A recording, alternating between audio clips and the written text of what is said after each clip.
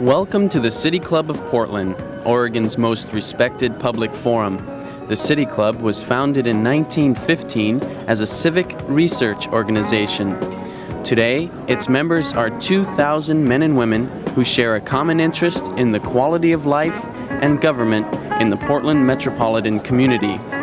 The City Club meets on Fridays at noon in the downtown Portland to present speakers selected for their distinction in specialized fields, their knowledge of specific issues, and the freshness and vitality of their ideas. And now, the club's presiding officer will introduce today's speaker. Department of the first treaty between the United States and Japan. This first formal agreement, though not totally successful, began in 1860, several years before Japan's open door policy went into effect. Japan's chief minister and the United States' first consul general of Japan realized that trade was inevitable between the countries and drew up a treaty of amity and commerce. 77 samurai were selected to take the treaty to Washington, D.C. for ratification, and one member of that group kept a journal of his trip, both coming and going, and that journal became the basis of a book, and a new member of the City Club reviewed that book and submitted some information to us concerning that historic event. The agreement was controversial in Japan, and the trip itself was full of new experiences, friendships, and new exposure to Western customs. Two were particularly interesting among the items that were found peculiar in our Western country. First, the samurai had difficulty understanding the two-party system. And second, they had difficulty understanding newspaper reporters who they thought were government spies. We're still confused ourselves. Finally, on May 22nd, 1860, Secretary of State Lewis Cass, serving under President James Buchanan, signed the agreement. As a postscript, the return trip was not as fortunate. And during the samurai's absence, the chief minister had been removed and relations had become strained. Today, 121 years later to the day, our relationship with Japan has reached new dimensions in trade and friendship, and with, of course, the resultant political implications. This week, May 17th through 24th, has been designated as World Trade Week, with special proclamations by President Reagan, Governor Atiyeh, and Mayor Ivancy.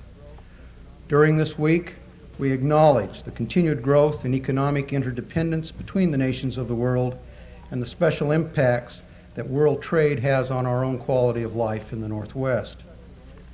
There is, in fact, as most of you know, a special relationship between Portland and Japan, both through the Sister City program with Sapporo established in 1959 and by virtue of our strong trade ties with that country. As a trading partner, our relationship as a state with Japan accounts for almost 50% of the state's total import-export trade and represents nearly 6 times the amount of trade with our next most important partner. Our speaker today is the Ambassador of Japan to the United States, His Excellency Ambassador Okawara. A graduate of Tokyo University, Faculty of Law, Ambassador Okawara has a distinguished record of diplomatic service for his country. He has served in the embassies to the United Kingdom and the Philippines, and as Director of Economic and Social Affairs Division of the United Nations Ministry of Foreign Affairs. In 1962, he was a Fellow of the Center for International Affairs at Harvard University and held a series of important positions with the Japanese Embassy to the United States. In the 70s, Ambassador Okawara served in the Ministry of Foreign Affairs as the Director General of the American Affairs Bureau and as the Deputy Vice Minister for Administration. In 1976, he was appointed Ambassador to Australia, and in April 1980, presented his credentials to Washington, D.C. as Japan's highest-ranking diplomat to the United States. It is with great honor that I introduce to you the Ambassador of Japan to the United States, His Excellency Ambassador Okawara.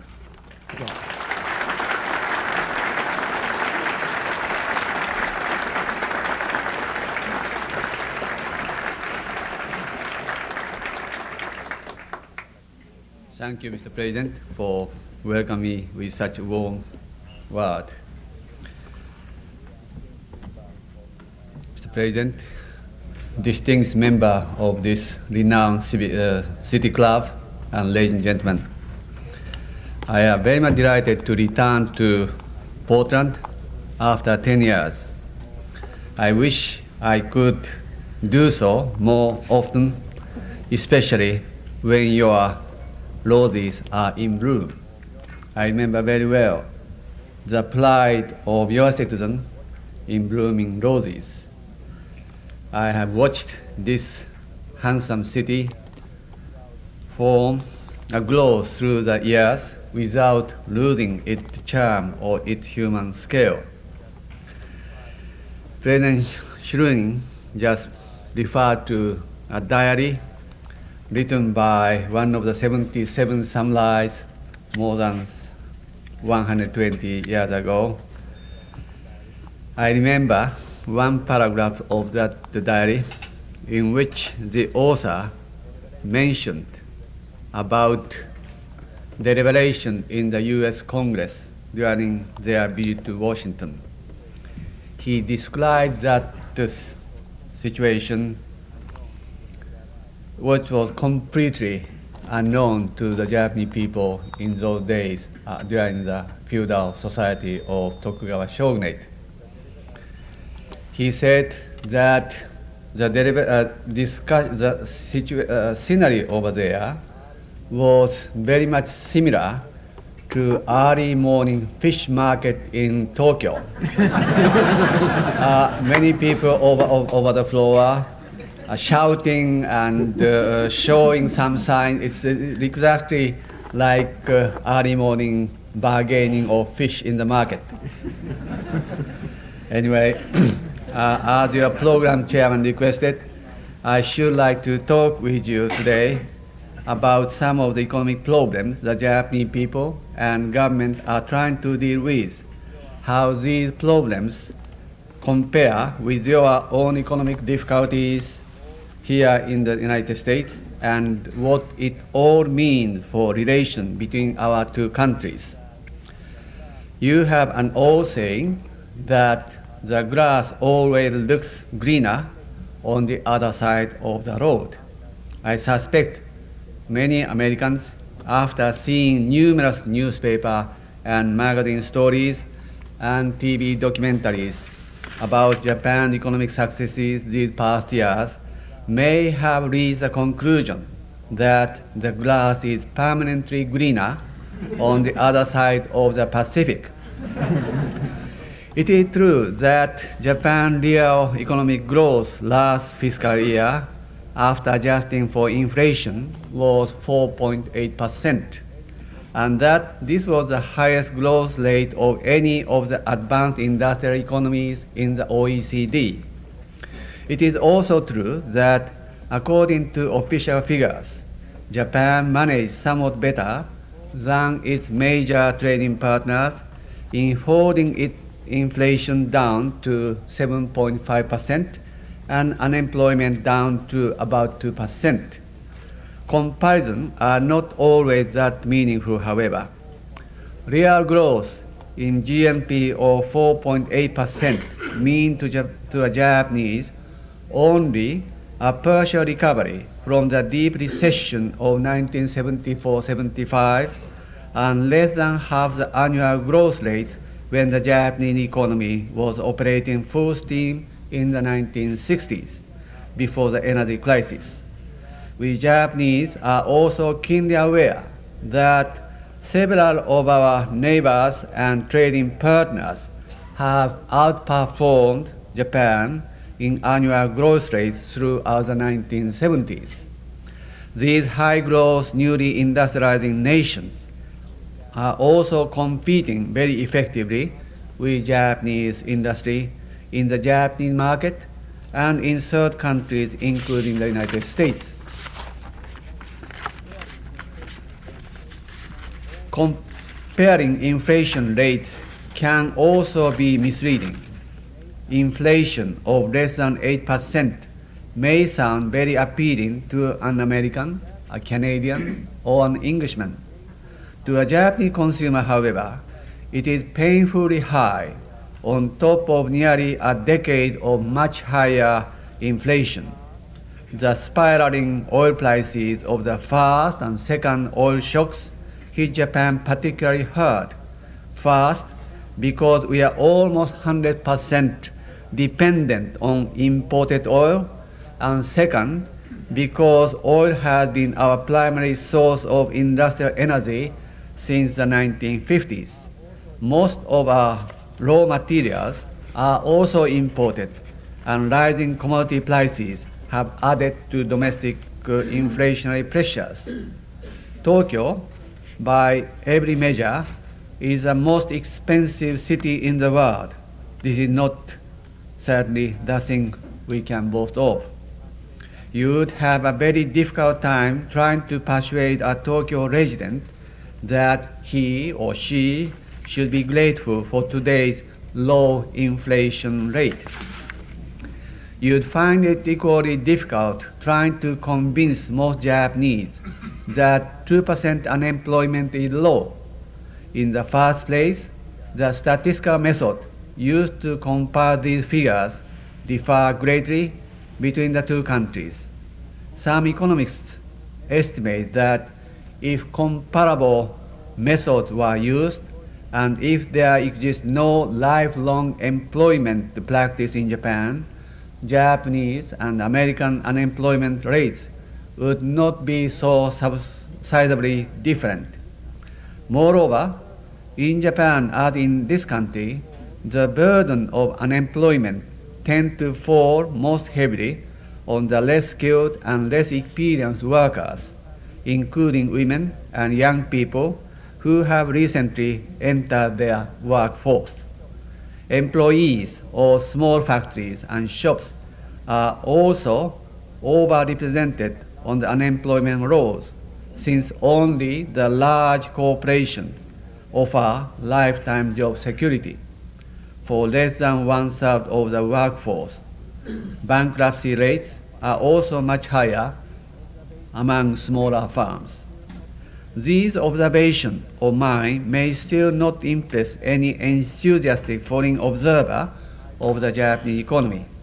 The enthusiast might argue that Japan may not be doing as well as it would like, but it is doing better than any other advanced industrial democracy in coping with worldwide economic sluggishness and inflation.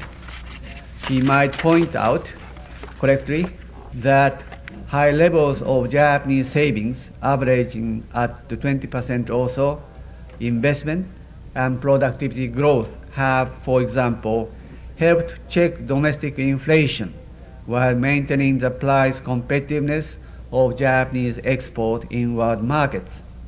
Arguing on evidence such as this, the foreign enthusiast might just leave the impression that Japanese industries are 10 feet tall and invincible, and that American management had better start relearning from Japanese how to run their business. Nothing could be more dangerously misleading. A more accurate assessment of Japan's overall economic performance since the 1973-74 oil crisis would be something like this. Japan's economy performed erratically and unevenly at enormous cost in bankruptcies and layoffs, which penalized those least able to afford. The international performance of Japan's economy has also been very uneven, despite the romantic image the world has of Japanese export success. Last fiscal year, Japan ran a current account deficit with a worth of $7.2 billion, paying the oil bill of about $6 billion US.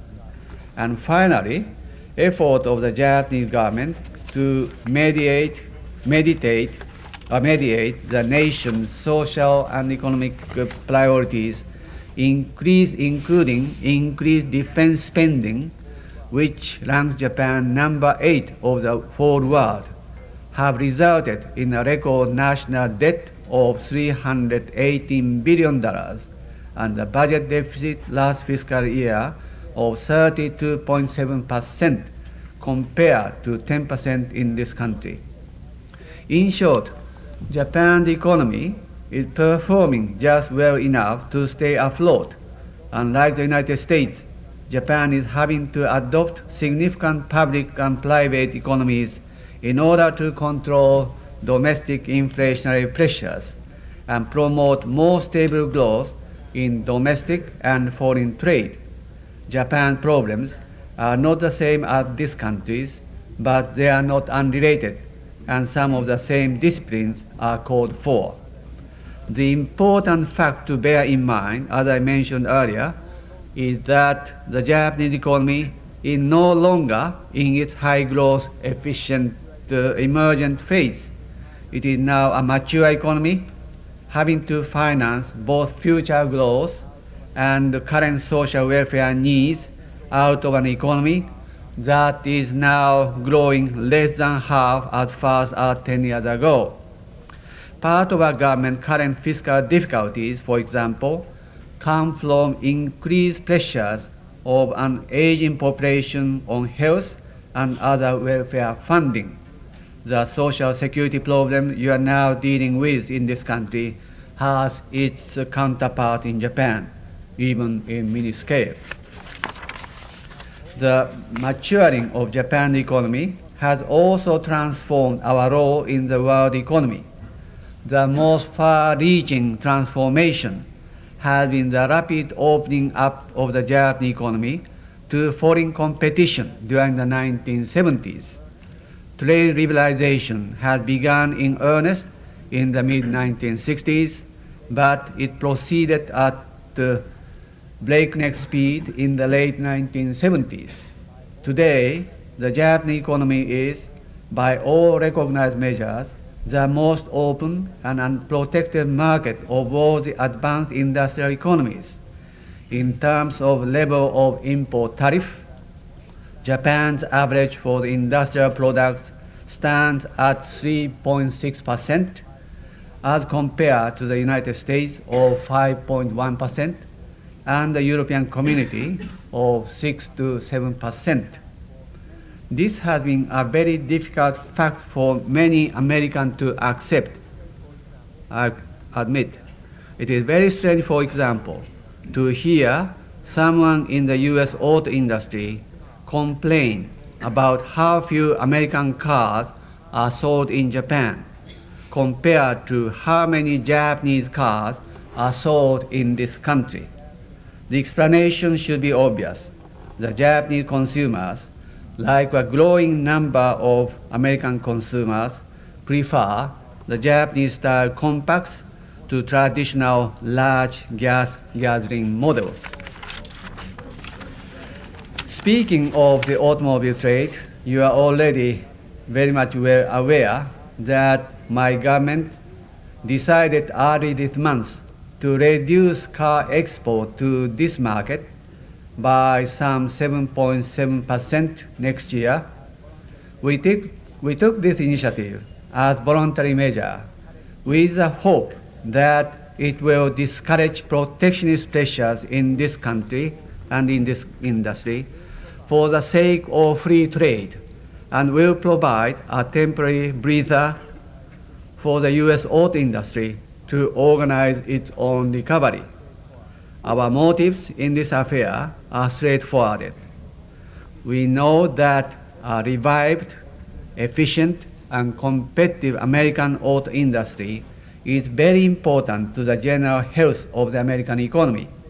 A healthy, growing, and competitive American economy, in turn, is absolutely essential to world economic health as well as free trade, and therefore to Japan's well-being. We also know, however, that the US auto industry would have little incentive to reform and renew itself if it were protected from import competition. The cutback we are making in our car export next year and the following year will give a breathing space to Detroit. It will introduce some predictability into the domestic car market, and that can be useful to Detroit planning and marketing. How fast and efficiently it retours and recaptures lost markets is now up to the U.S. auto industry. I'm sincere in wishing them success. I was very pleased to read in the press the other day the forthright statement of the president of one of the big three auto companies. His firm, he said, is, I quote, going to take on the Japanese and everyone else head to head, end quote, in competition in the marketplace. He predicted confidently that given turnaround time, U.S. automakers will hit their foreign competition, quote, right in the nose, end quote. That healthy management attitude that need to take no lesson from Japan. In fact, it's a traditional American attitude that rubbed off on us Japanese a century or so ago. We can do no better than to carry this vigorous competitive spirit into all areas of our trade. While he was in Washington 2 weeks ago, my Prime Minister agreed in principle to equalize the level of tariff on semiconductors in which Japan and the United States lead the world technologically. Commenting on this development, one American trade official told the press, I quote, I think with this latest agreement that we are about to see the Japanese and American industries squaring off against each other in what will be the most interesting head-to-head competition of this country, end quote. I agree, and I say, let's keep up the momentum. For the various ills now troubling both the Japanese and American economies, the best all-around cure would be, surely, a vigorous doors open competition with each other and with the world. Thank you very much.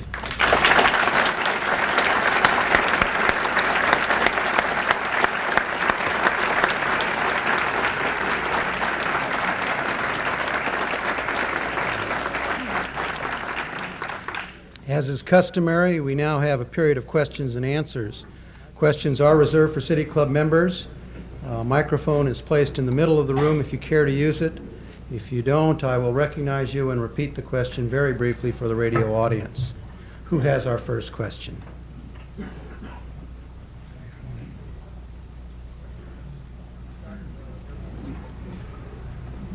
Dr. Larry Griffith, City Club member. First of all, I would like to compliment you, Mr. Ambassador, and make you aware that people in Portland have a great amount of admiration for the Japanese people and for what's going on in the world between the United States and Japan.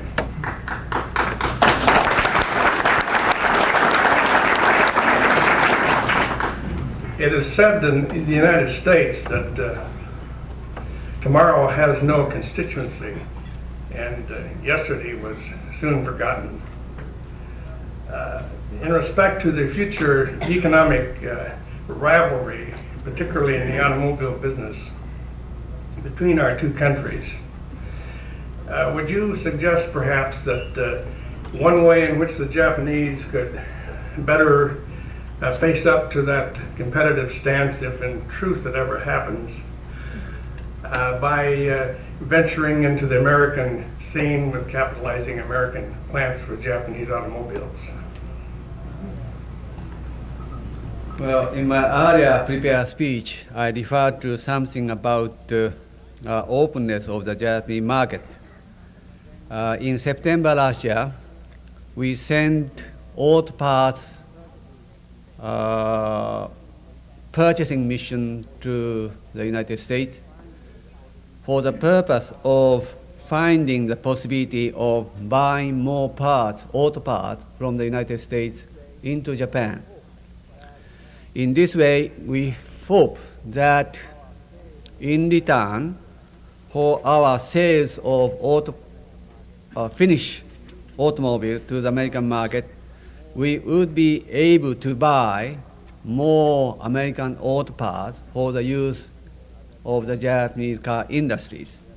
As a result of this mission, we are very much encouraged that Japan can buy more auto parts from this country as compared before. For instance, in 1980, Japan bought about $100 million worth of auto parts into Japan, and this year we are estimating this figure would be made more than 3 times higher. As a matter of fact, from this year on, we have abolished any import duties on the import of auto parts from any sources, including the United States.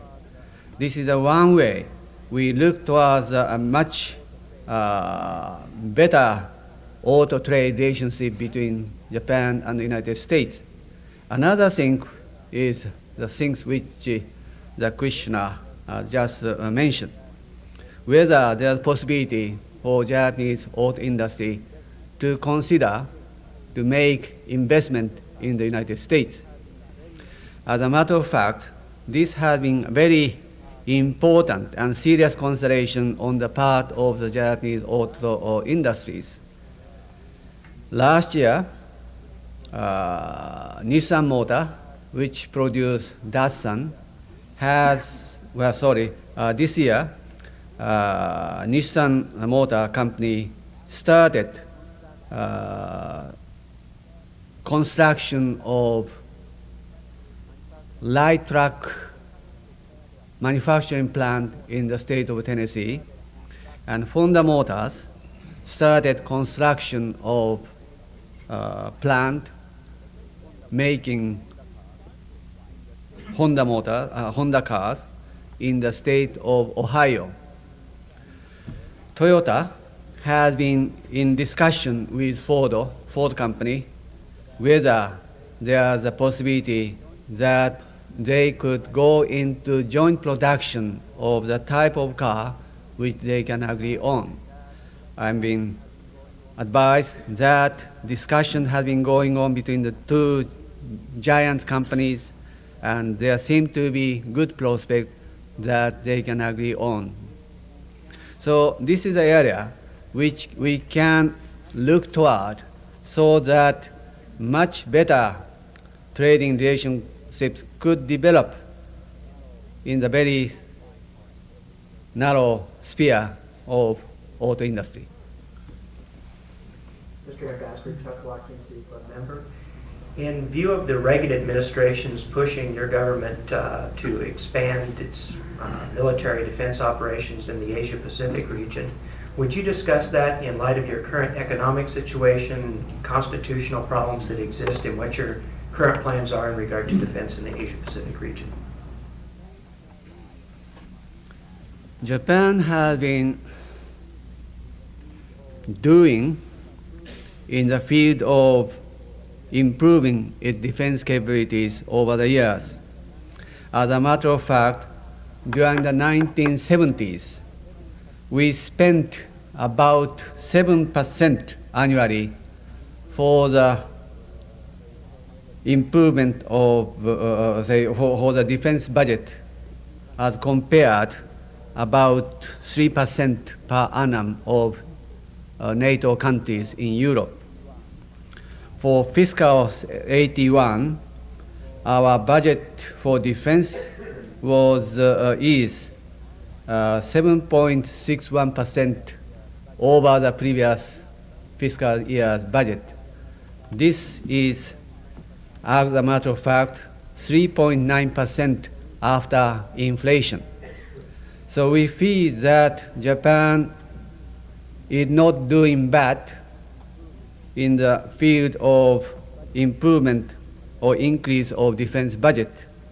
And we are doing so not because we are pressed by the United States to do so.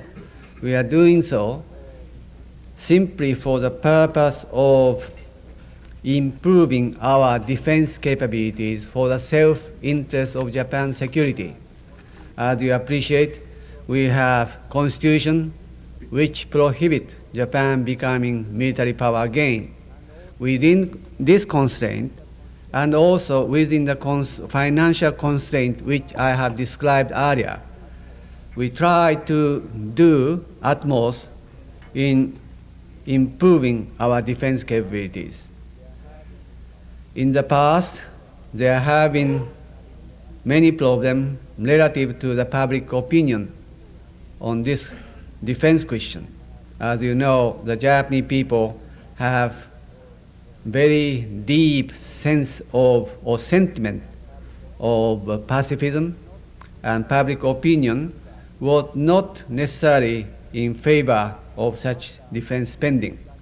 But after Afghanistan and after recent Soviet military buildup over the northern territories which they occupy from Japan, the Japanese public opinion has turned to much more realistic appreciation of the international situation surrounding Japan.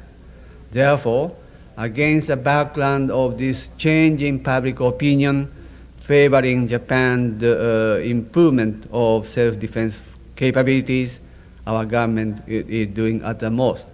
At the same time, during the discussion with President Reagan, Prime Minister Suzuki stated in his joint communique with President Reagan that Japan will continue to play a role, and Japan is prepared to make even larger efforts in the areas of division of role expected of Japan. This is our policy stance on this very important defense question. We have the next question. Paul?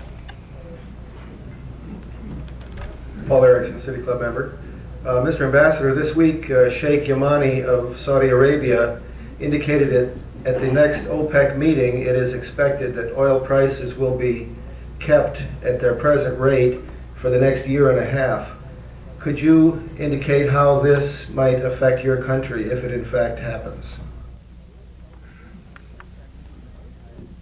Again, I think I mentioned in my earlier speech that how Japan suffered heavily by the first oil shock of 1973-74 and second one in 78.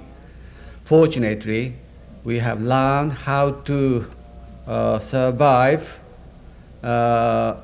in spite of this oil crisis situation.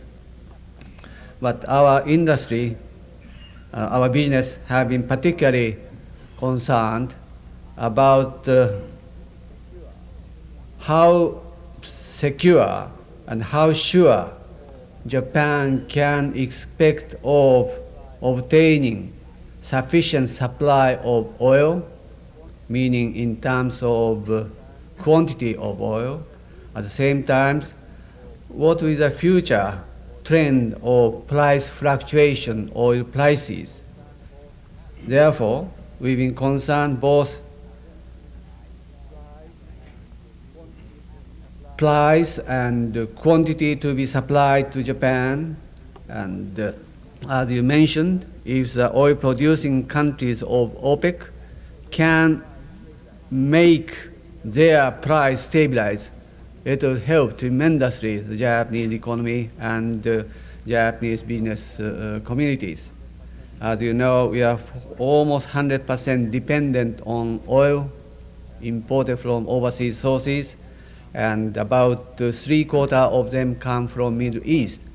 Therefore, whatever price situation should be there, if only we can look toward a sureness of the supply and stability of the prices, they are most essential for continued business activities of Japanese economy.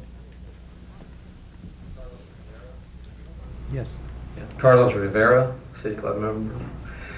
Excuse me. Mr. Ambassador, could you comment briefly on the tragic sinking of one of your vessels by our Navy, and also on the secret disclosure that was recently made about missiles landing on your bases in Japan?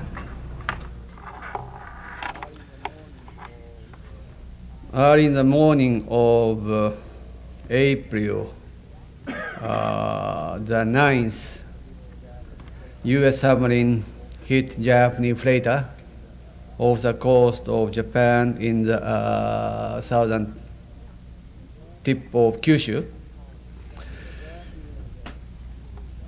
The Japanese government and people as well were very much shocked by this accident. We wanted to know why this kind of accident should have happened and why it took so long before the U.S. Navy could advise us of this accident. As a matter of fact, we are informed of this accident by the U.S. Embassy in Tokyo and the U.S. Navy in Japan after 35 hours. Then why it should have taken such a long time? This is a question many of the Japanese people held. We inquired with the U.S. authorities on this matter, and we strongly hoped that for situation, the full factual information could be provided to the Japanese side so that we can know that this kind of tragic accident should not happen in the future again. On May the 5th, while Prime Minister Suzuki was staying in New York, Ambassador Mansfield delivered interim report to our Foreign Minister Ito in New York. This was an interim report, and we are assured by the U.S. government that U.S. Navy would exert utmost effort in finding the factual situation on this matter and provides full story data to the Japanese side to the satisfaction of the Japanese people. At the same time, United States Navy has assured us that Navy take full responsibility of this matter, and they would expedite the payment of compensation after a proper discussion with the party concerned.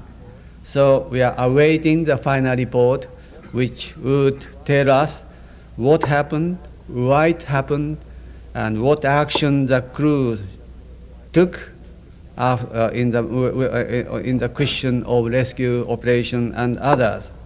But we hope that this incident should not interfere with the overall relationship between our two nations.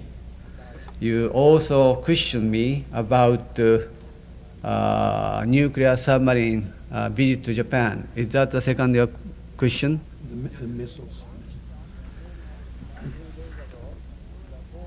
A few days ago, the former ambassador Raishawa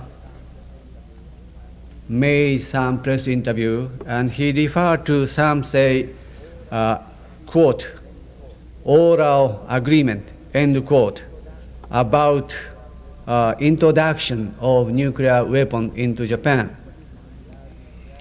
My government position has been that we rely on the nuclear umbrella of the United States for the defense of Japan in terms of U.S.-Japan security relationships, security treaty. At the same time, because of the experience and sentiment of the Japanese people, our government has maintained the policy which is called non-nuclear three principles. This means that Japan will not manufacture nuclear weapons. Japan will not possess any nuclear weapons. Japan will not allow introduction, quote, introduction, end quote, nuclear weapon into Japanese territory. We are very much committed to non-nuclear principle, meaning that Japan is a party to the non-proliferation of nuclear treaty, and Japan will never become nuclear power. But at the same time, we have to rely on the US nuclear umbrella. Then the question comes, how about introduction of nuclear weapons of the United States into Japanese territory? On this matter, our policy is that we will not allow the introduction of nuclear weapons into Japan because of these non-nuclear three principles. I'm not free to make any comment what Ambassador or Professor Raishawa was quoted to have told to the press. But I understand that the US government has maintained that United States cannot make any comment about the existence or non-existence of nuclear weapons. And Japanese government have been saying that we do trust the US policy, United understanding of the Japanese non-nuclear three principles. That's all. All right, Ray? Mr. Ambassador, sorry I'm speaking from here, I think. That's fine.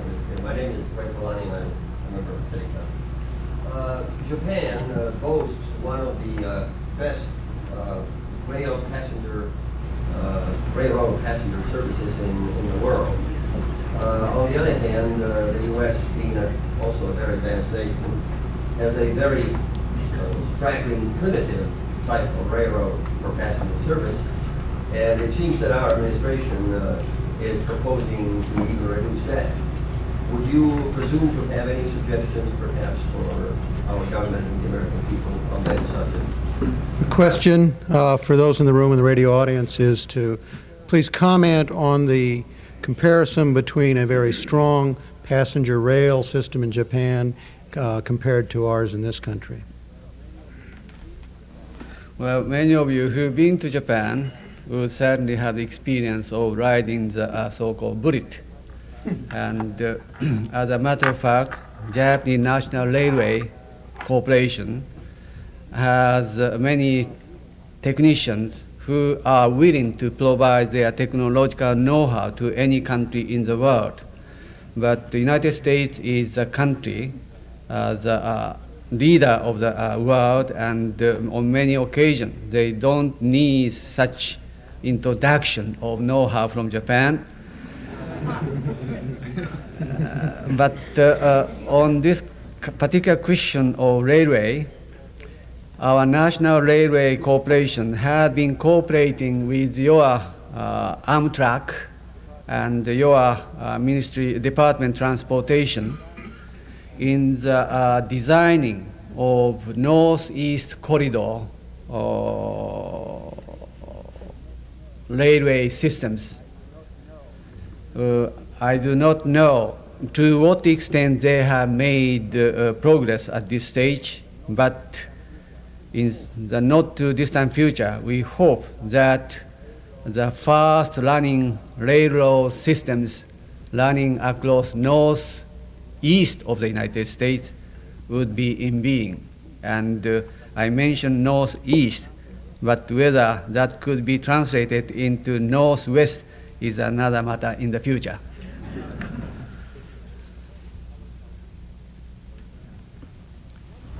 Larry Skidmore, City Club member.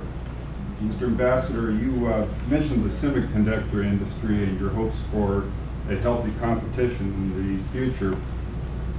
do you anticipate any significant changes in Japan's role in protection of technical developments through revision of its processes in patenting procedures in Japan, particularly for non-Japanese inventors?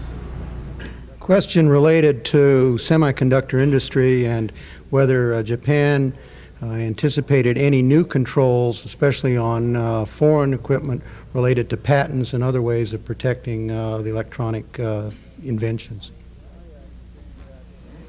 Earlier I explained that we agreed to equalize the tariff, which means that at the moment Japan has a rate of tariff for semiconductor products import standing at 10.1%, where the United States import duty is 5.1 or 5.6%. What we are trying to agree is that we would reduce this level of duty down to 4.2%. Originally, in terms of Tokyo round trade negotiation, we agreed that this level of duty of 4.2% should be materialized or realized in by the year 1988. But what we are now trying to work out is that to advance this materialization of reduction of tariff and to equalize the level of import on tariff on both sides. And it indicates that we are willing to share competition with semiconductor industry in the United States, which is the most advanced technologically in the whole world, so that we can compete each other on the equal footing. At the same time, I mentioned in my speech that Japan is an open market. I'm sure whatever technology or investment U.S. corporation should consider in Japan, they are very much welcome. Don? Don Sterling, member. Mr. Ambassador, from this northwest part of the country, we enjoy exporting logs to Japan, but we have had some difficulty in exporting finished lumber to Japan. We have understood that one reason for that difficulty is the concern of the Japanese government for the welfare of many small sawmills in Japan. Is there any prospect for an improvement in our opportunity to ship finished lumber to Japan? Well, I understand that this log or sawn lumber problem has been very much on our agenda in recent months. And I understand that Japan and U.S. joint committee on lumber promotion has been working together, and we hope through such joint efforts and understanding of the situation on both sides, this question could also be taken care of. But in the meantime, we hope that not only the export of, say, sawn lumber from this market to Japan, but also log export can be permitted as heretofore. By this way, we hope that we can abide by the principle of free trade on both sides. City Club member Scott McMurdo. Today in America, the abortion issue is highly emotional and controversial. What's the Japanese stand on this issue? The question raised is about the Japanese stand on abortion. I should not interfere with the domestic affairs in this country. But as far as Japan is concerned, we have some, say, legislation called, say, Welfare Act, under which some provision has been made to accommodate some special case. Bob? Bob Scanlon, City Club member. Mr. Ambassador, it was reported in the American press recently that as a result of the joint communique between Prime Minister Suzuki and President Reagan, the domestic reaction in Japan to that resulted in his resignation. Is that true? And is the comment?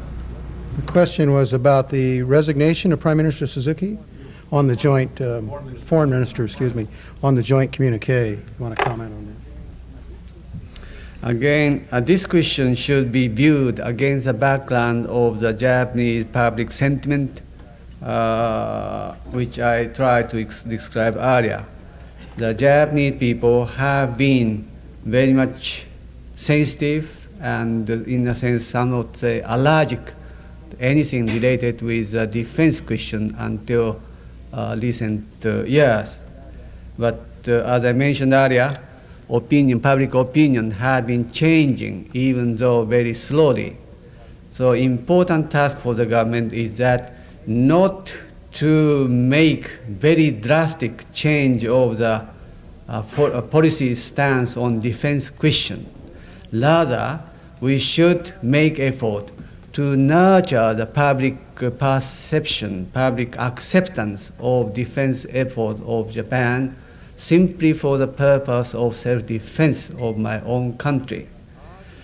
But the argument developed after Mr. Suzuki came back from his visit to Washington. The Japanese public opinion, the Japanese opposition parties in the National Diet tried to argue and allege that Prime Minister Suzuki made commitment to make Japan moving to the direction of much more intensified defense effort, which could lead to make Japan military again. This is an argument developed against the Prime Minister Suzuki and his government by the opposition parties, including socialists and communists. Mr. Suzuki and Foreign Minister Ito made effort to convince the Japanese people through the Japanese Diet that what he agreed in Washington with President Reagan is that the affirmation of Japan's close alliance relationship with the United States.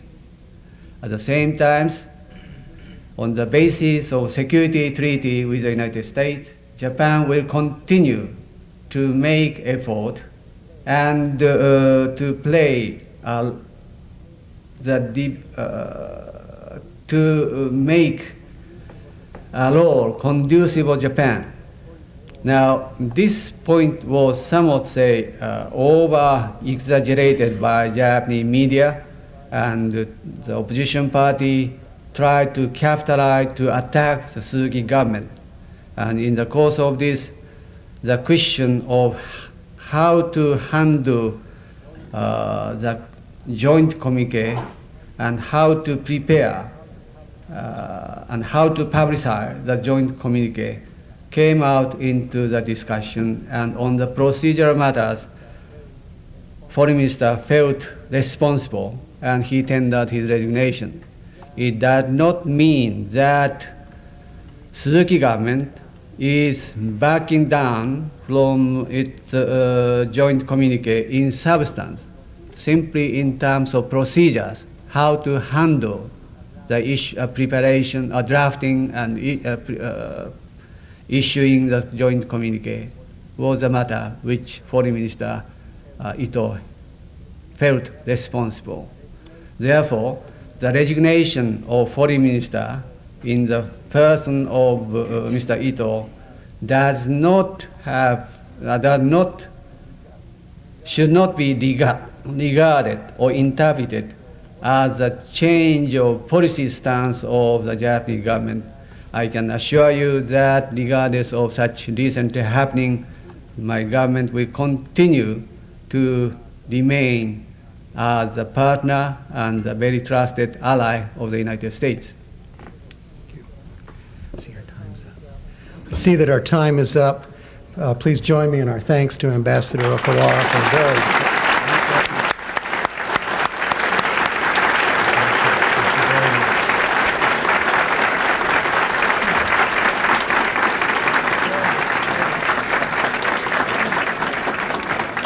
Next week, the subject will be industrial revenue bonds. It will be here at the Benson. The meeting is adjourned.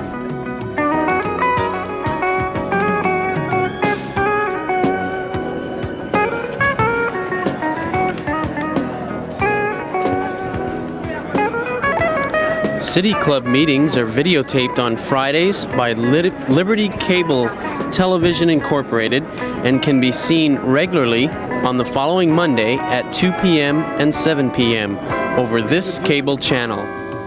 This program is intended for the private use of our viewing audience and may not be used otherwise without the express and written permission of the City Club of Portland.